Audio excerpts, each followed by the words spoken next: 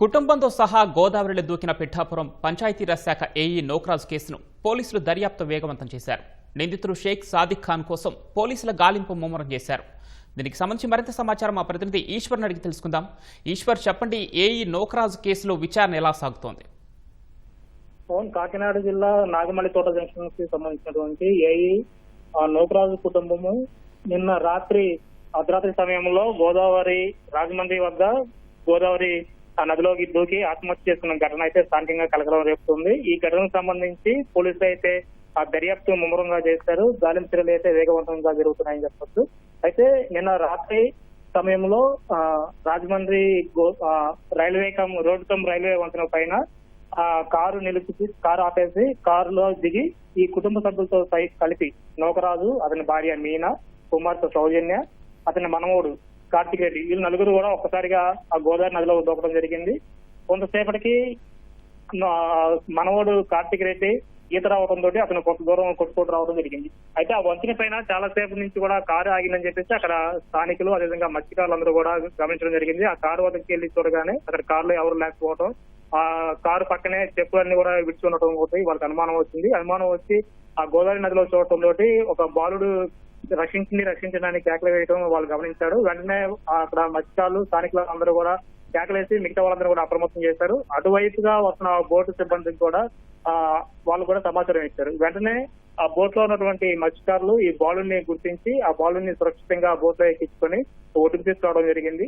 తర్వాత వాళ్ళు వెంటనే పోలీసులు సమాచారం ఇచ్చారు. ఆ ఘటనా స్థలానికి రాజమండ్రి 2 టౌన్ పోలీసులు చేరుకున్నారు. ఆ తర్వాత ఆ బాలుని సురక్షితంగా పోలీస్ స్టేషన్ తీసుకెళ్లారు. అయితే ఉదయం నుంచి కూడా మళ్ళీ గాలింపు చర్యలు అయితే యథావిధిగా కొనసాగుతున్నాయి.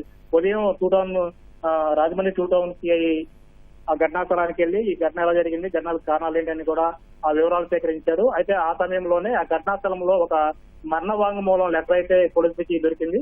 ఆ మరణ వాంగ్మూలం లెటర్ లో ఏం రాస్తుందంటే, కాకినాడకి చెందినటువంటి షేక్ సాదిక్ ఖాన్ అనే ఒక వ్యక్తి తమ కుమార్తెను వేధింపులు గురి చేస్తున్నారు. ఆ వేధింపులకు తట్టుకోలేకనే కుటుంబంతో సహా అందరం కూడా ఆత్మహత్యకు పాల్పడుతున్నాం అని చెప్పేసి కూడా కలెక్టర్ కి అడ్రస్ చేస్తూ ఒక మరణ వాంగ్మూలం రాశారు. అయితే ఆ మరణ వాంగ్మూలాన్ని లెటర్ ని పోలీసులు స్వాధీనం చేసుకున్నారు. పోలీసులు అసలు ఈ షాదిక్ ఖాన్ ఎవరు, ఇతను ఎందుకు వేధింపులు గురి చేశారు అనే కోణంలో అయితే విచారణ దర్యాప్తు ప్రారంభించారు. ఉదయం నుంచి కూడా ఈ దర్యాప్తు అయితే కొనసాగుతుంది. అదేవిధంగా ఈ గల్లంత అయినటువంటి నోకరాజు, అతని భార్య మీనా, కుమార్తె సౌజన్య కోసం కూడా అక్కడ ఉన్నటువంటి మత్స్యకారులు, స్థానికుల సహాయంతో గాలింపు చర్యలు అయితే ముమ్మరంగా కొనసాగుతుంది. ఈ ఘటన పైన డిప్యూటీ సీఎం పవన్ కళ్యాణ్ కూడా స్పందించారు. ఈ గాలింపు చర్యలు వేగవంతం చేయాలి, ఈ ఘటనకు సంబంధించినటువంటి నిందితుడు ఎవరైతే ఉన్నారో షాదిక్ ఖాన్ ని ఉన్నపలంగా అరెస్ట్ చేసి అతని పైన చట్టపరమైన చర్యలు తీసుకోవాలని చెప్పి కూడా రాజమండ్రి ఎస్పీకి, అదేవిధంగా కాకినాడ జిల్లా ఎస్పీకి కూడా వాళ్ళు ఆదేశాలు జారీ చేశారు. డిప్యూటీ సీఎం ఆదేశాల మేరకు ఇద్దరు ఎస్పీలు కూడా ఈ ఘటన చాలా సీరియస్ గా తీసుకున్నారు. గాలింపు చర్యలు అయితే ముమ్మరం చేశారు.